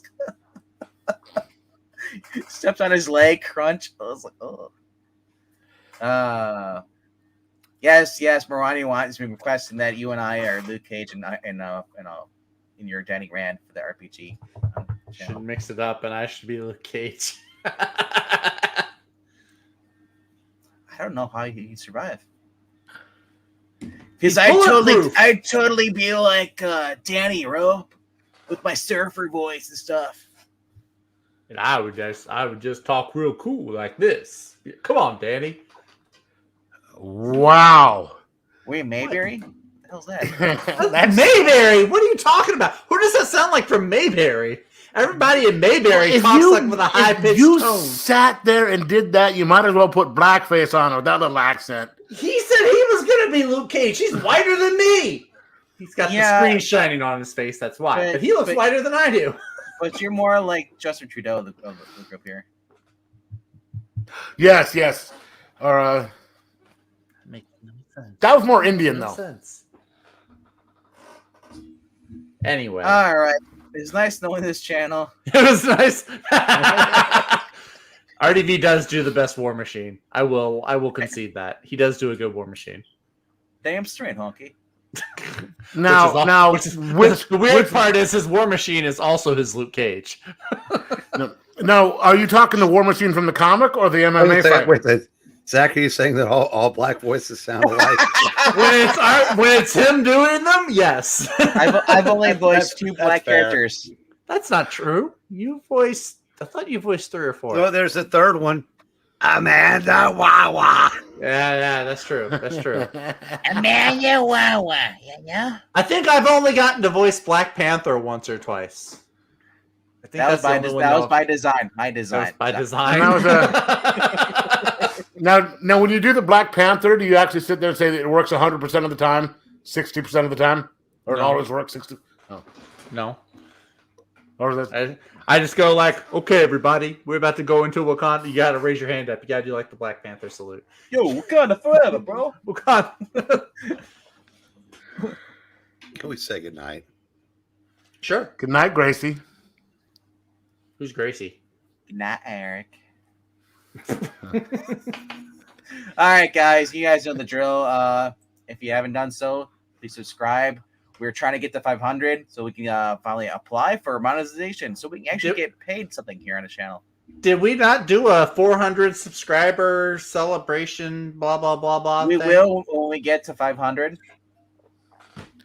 We'll do a 400 subscriber when we hit the 500. But then it's not a 400 subscriber celebration. Then No, it's a 500. No, Hey, we never said that we could count on this channel. I'm saying once we get to 500, we can afford the champagne to celebrate 400. Oh, okay. Yeah, but if you're going to get the champagne, you got to get the stripper with it. Well, her name is Champagne. Yes, which really doesn't. I thought it was Bubbles. It really helps when you just want That's to her sister. get the champagne, the drink, and the girl. The champagne room, the drink, and the girl all for one. You know, you just say, "I want champagne." That's true. There's no sex in Champagne's room. You don't want to go in there. It's a mess. Ew. But for those of you who, That's stuck want to around. support this long. stuck around this long, want to support the channel, we do have a thing called a Ko-Fi link, which basically, until we're monetized, we do accept donations there. You're wondering where did the money go to, other than my beer fund? It goes over to the channel as well as helping out pay for the StreamYard, which is the monthly fee. It also pays for we have the reading apps, the Marvel and the DC app, which I also use. Those are 2 yearly apps. Those are both quite a few I'd say it's more than pocket change, like a briefcase full of money. So if you donate at least $1 on Ko-Fi, you're like, okay, not only you're helping out the channel, but you're also able to choose one of our future readings for us. But the tickets, it has to be a Marvel or a DC comic book. That would have to be like War Machine versus Black Panther, so you can do both voices, or Luke Cage. Well, they never fought, not that I'm aware of. What if somebody picked what was it, Luke Cage and the crew, or it was like the all black Marvel character cast? Well, technically, It never finished though. I don't think it ever finished. I want to say we never really did put a limit on how modern we'll go. That's true. We did just do. I don't know. Is it a spoiler? It's this Saturday. So this Saturday, the most recent current comic reading we've ever done is Mark Waid and Dan Mora's World's Finest #1. Yep. We did that without Eric. That'll be fun. Yeah, we did. I'm sorry. I tried to, in memory of you, there were some of those Alicia screams that you do so well, but it should be good. It should be good. Like I said, I got to clip those. Go back to older readings and clip those so I can just play it whenever we use that. You have all those clippings of puppeting. Player what? You should do one where it's just him screaming, ah! No, I'm having more fun doing this. You can't hear it, though. You can't hear it. You can. I can hear it because I've seen the movie. Yes. By the way, Ash, you're here now, and I just want to tell you, you were right about this book. You can hear it goes, Ash. You were right about this book, Ash. I finally read this. This was a dynamite book. This was a great read. I don't like Big Game number 2 that much more now because of what it did to me, but it was a good read. All right, guys. Have a good night, and we'll see you tomorrow. We got X-Men, I believe. We're going to be doing that 146 Uncanny X-Men with with Arcade Murder World. And then Have after we read that one? we read 145. Oh, okay. So we're in the sequel of that. And then I believe the other one that's scheduled is Fantasy 4, Annual number 1. So all the fun starts tomorrow at 7:15 p.m. Central. Woohoo! Later, guys. See ya. And girls, Good night, kids. And robots, too. brush your teeth. Wash your ass. But don't use the same soap. You don't. Oh. You use soap to brush your